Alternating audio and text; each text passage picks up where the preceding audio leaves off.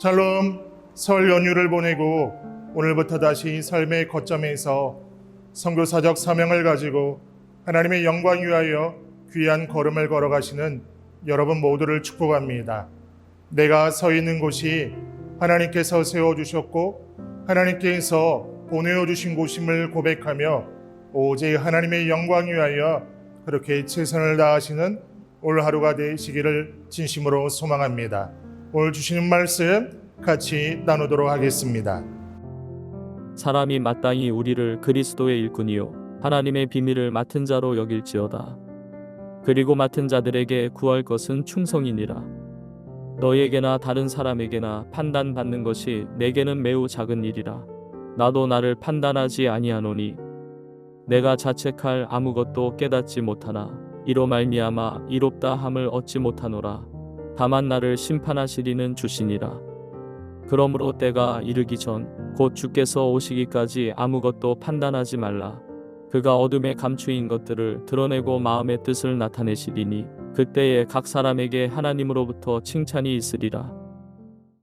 오늘 같이 읽은 본문의 말씀을 통해서 하나님께서는 사도 바울을 통하여 고린도 교회 성도들을 향하여 또한 2024년 예수 그리스도를 구주로 고백하고 성도로 선교적 사명을 감당하며 사명의 길을 걷는 여러분을 향하여 그리스도의 일꾼, 하나님의 비밀을 맡은 관리인이라고 합니다. 본문 1절을 보십시오. 사람은 이와 같이 우리를 그리스도의 일꾼이요 하나님의 비밀을 맡은 관리인으로 보아야 합니다.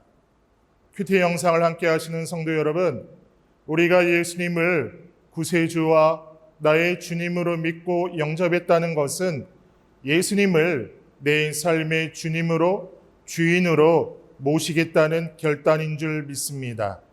그런 우리들을 향하여 성경에서는 예수님의 제자, 그리스도의 종, 하나님의 종, 관리인, 일꾼이라고 표현합니다.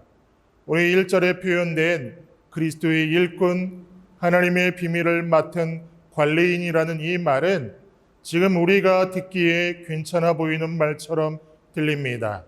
하지만 1절에 쓰인 일꾼이라는 말의 원어적 의미는 그 당시 로마 시대 전투를 하는 배의 가장 밑층에서 노를 젓는 노예를 칭할 때 쓰는 말이라고 합니다.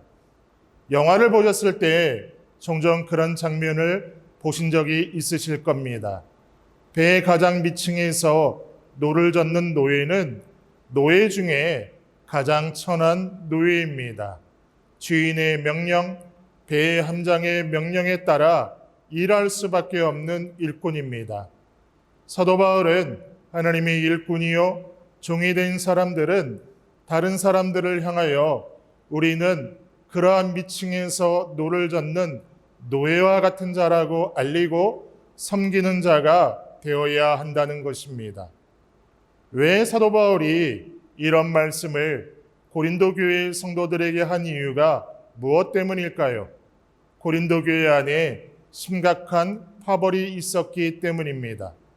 하나님의 뜻인 하나님을 깨트리는 하나님의 성전을 파괴하는 일을 하는데 그것을 깨닫지 못하고 스스로 속고 있었기 때문입니다.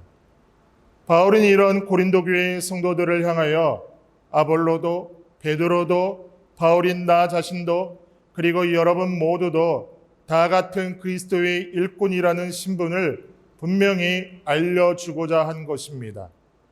편히 나누어져 다투고 싸워서는 안 되는 모두 주인 대신 예수 그리스도를 위해 일하는 같은 일꾼이라는 것을 깨달으라는 것입니다. 우리 모두가 그리스도의 일꾼이기에 주님의 일을 해야 한다는 것입니다. 주님의 일이란 1절 하반절에 말하는 하나님의 비밀을 맡는 것입니다. 1절을 다시 보십시오. 사람은 이와 같이 우리를 그리스도의 일꾼이요 하나님의 비밀을 맡은 관리인으로 보아야 합니다. 여기서 맡은 관리인이라는 말의 원어는 원어로 큰 집을 관리하는 청지기, 관리자, 집사라는 뜻입니다. 다시 말해서 그리스도의 일꾼이 하는 일이란 하나님의 집의 일을 하는 사람들입니다. 하나님의 집의 일을 하는 일꾼된 성도들이 가져야 될 첫 번째 자세를 2절에서 이렇게 알려주십니다. 이런 경우에 관리인에게 요구하는 것은 신실성입니다. 개역개정 성경에서는 그리고 맡은 자들에게 구할 것은 충성인이라고 번역되어 있습니다. 충성, 신실성이란 하나님이 믿을 만한 사람, 신뢰할 만한 사람이어야 합니다. 누구를 믿을 만한 사람이라고 합니까? 책임감이 있는 사람입니다. 맡은 일을 끝까지 책임감 있게 수행하는 사람이 믿을 만한 사람, 충성스러운 일꾼입니다. 하나님은 우리에게 일 잘하기를 요구하기보다 하나님께서 맡겨주신 일을 끝까지 감당하기를 원하십니다. 충성되고 신실한 사람은 하나님의 마음을 알아서 기쁨이 되는 행동과 모습으로 일하는 것입니다. 여러분 모두가 이런 모습으로 사명의 길을 걸어가시기를 소망합니다. 일꾼된 성도들이 가져야 될 두 번째 자세는 평가에 마음 쓰지 않는 것입니다. 3절을 보십시오. 내가 여러분에게서 심판을 받든지 세상 법정에서 심판을 받든지 나에게는 조금도 문제가 되지 않습니다. 개역 성경에는 너희에게나 다른 사람에게나 판단받는 것이 내게는 매우 작은 일이라 말씀합니다. 사도 바울은 사람들의 칭찬과 비난의 평가는 중요하게 생각하지 않았습니다. 매우 작은 일이라 했습니다. 타인의 평가에 연연하지 않겠다는 뜻입니다.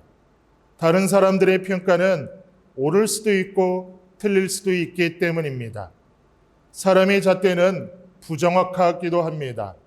잘했다고 칭찬해도 너무 으스케하지 말고 잘못한다고 비난해도 너무 좌절과 분노할 필요가 없다는 것입니다.